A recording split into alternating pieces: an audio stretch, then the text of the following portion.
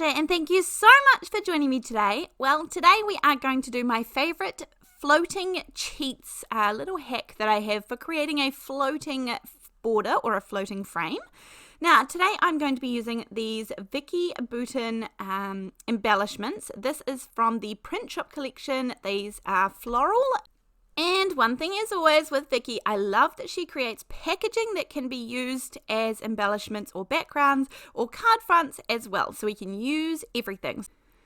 So this gives us a good view of everything that is in the packaging, and the one thing that I love most about these is that they have no white borders. So these are just the most gorgeous elements. There are a few words in here that I guess they sort of have white borders and things, but these words probably aren't something I would particularly use on my cards, but all of the florals, and there are many, are just stunning. So here I just can't help resist putting them into some sort of order, just sort of getting an idea myself for how many of each color there are, because there's nothing worse than starting a project and thinking, oh, I'm going to use the blues in this set, and then being like, oh, there's only two.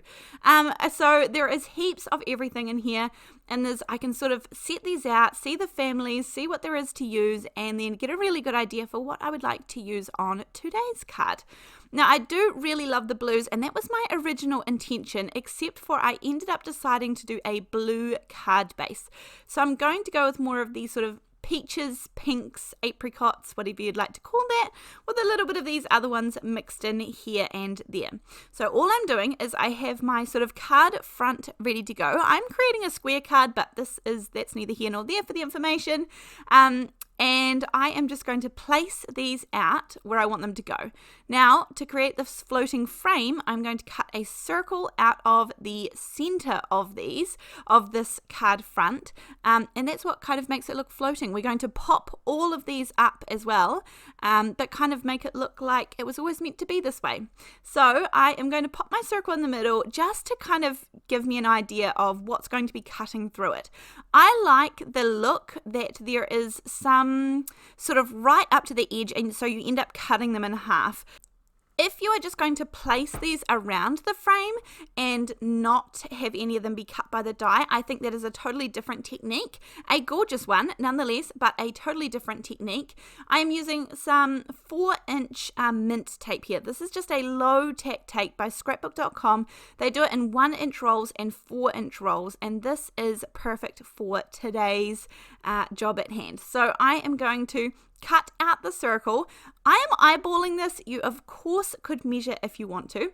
I'm going to run this whole thing here, everything, all the layers, the mint tape, the die is going to cut through the flowers and the card front. The card front is £110.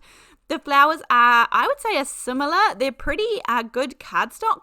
And then it is also cutting through the mint tape. So there's kind of 3 solid layers there, and it does it perfectly fine. Now I'm going to peel off the mint tape, but I want all of the flowers to stay in place. So that's not too hard to do. This is where I'm going to add foam to the back of all of these, some foam tape. Now you can use foam tape, you can use foam dots, foam squares, you can use kids fun foam that you just add double-sided tape to both sides. You can just cut up cardstock if you would like to and put those on the back, whatever works for you in your card making.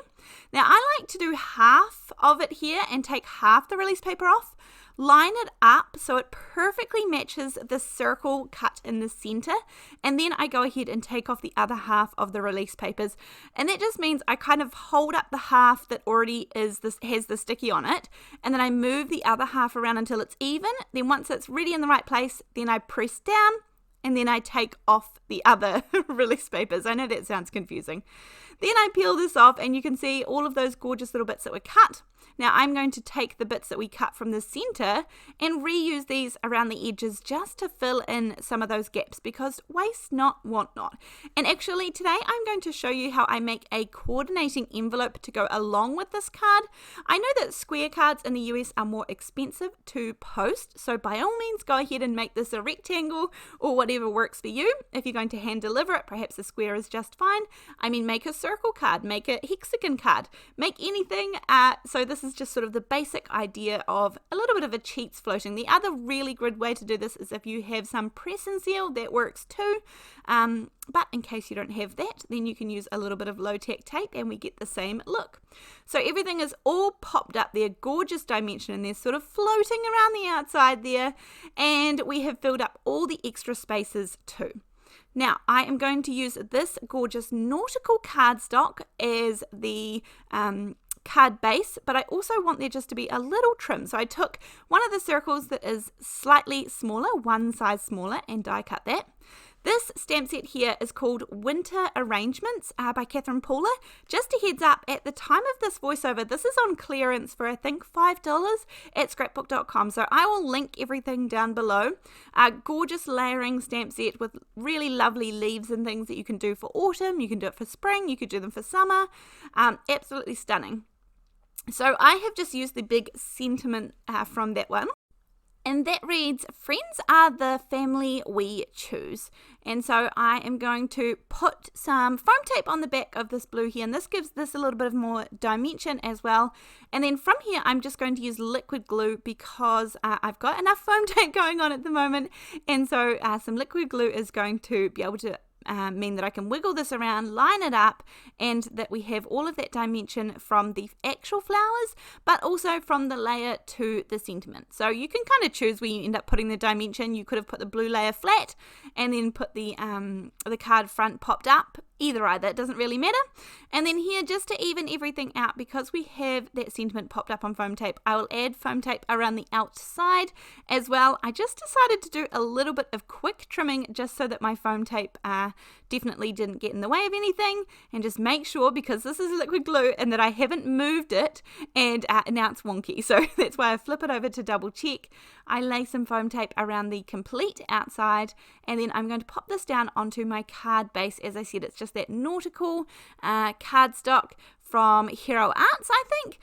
But also now I'm going to move on to creating the envelope. Now, I pretty much make most of my envelopes, most of the envelopes that I use anyhow, I definitely make, and that means I can, if I have some leftovers, I love to include them and incorporate them and sort of make sure I use them up, because that's value for money, right? Rather than throwing them in the bin or throwing them in the scrap pile, then I am able to use them up and make something that coordinates when I send out this card. And just quickly, because this is a really dark cardstock, so that someone can easily write in this in case it's not me, then I'll just put in a little white insert, and that means that people can just write with a regular pen instead of having to find a gold or a silver or something like that. That's going to work on the darker cardstock. So I just do my little trick with the 4 tabs so that I can line it up, then press down in the middle and then pull out each of the tabs, and everything is nice and even. Now, when it comes to making envelopes, I tend to reach for my 12 by 12 stash of paper, and by stash I mean some sheets I kind of have lying around. I definitely don't choose 12 by 12 paper, and I don't collect it at all. I don't have the space for it. I did pick up this paper pad. It was on clearance. I don't think it's available anymore. Maybe if you search the internet, you'll find somewhere. But I couldn't resist the gorgeous sort of gold foiling. And this is perfect because I use the gold foiling for the inside of the envelope, just to be a little bit fancy.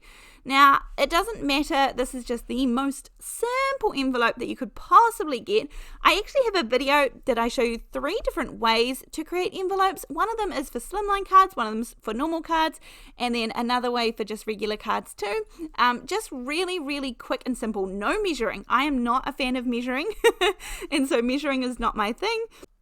Then for this style of envelope, really all I'm doing is taking a long piece of cardstock, and I'm going to add some of the edges, fold in a couple of the edges. I tend to go about, well, for this one I think I went 1/2 inch. You can sort of go, I don't know, 3/8 of an inch or maybe 1/4 of an inch, depending on how big your card is or bulky, and you just fold it up like this. Now, I probably should have done slightly less because you're going to see I need to add on some little bits and pieces here to make this one big enough. This is a fairly big card. In general, I think this is 5.5 inch square maybe. I can't even remember how big I made it, but I think it is 5.5. And so I'm just going to cut out these extra little sides, taper them off like this so that they can go inwards, add some double-sided tape. This is so simple. And then I like to just cut out a wee swerve up here just so it makes it easy for the person to grab the card out of. You'll see what I mean. I know some people use a circle punch and just sort of do a half circle out of them. Now this is me just adding on an extra little bit at the top because there just wasn't enough. So no one's really going to notice that the pattern goes the other way. I'll show you at the end. I think this all works out really well, and we end up using some of our scraps too. So this is just a super simple envelope, and I think this ends up looking stunning. And I think people appreciate a good coordinating envelope. I think people probably notice the envelope more when it's you know, there's effort put in or coordinating. But in saying that, I'm a big fan of the plain envelopes as well. Sometimes if I don't have time, you can bet that I will just use a sheet of copy paper and with a little bit of double-sided tape and a little bit of you know, rounding off the corners and things, it looks pretty good. Now, these are the bits that I cut out from the floating flowers, and I just wanted to use them up. So I wasn't sure what I was going to do at this point. I did end up taking some more of the flowers, and there were some of these gorgeous leaves that I also had. And I'm just, again, trying to use up some of those partial ones. I put the other ones back in the pack anyhow because you just never know when you need a partial flower. But I did like the idea of these gorgeous leaves. I think that balanced it out really nicely. And then I had some really skinny scrap left over from the 12 by 12 that I had just cut the envelope out of. And I thought, why not add a scraper there in that too? That would be great. And then you'll also notice that throughout this video, I've had some extra little hands popping in and out, helping.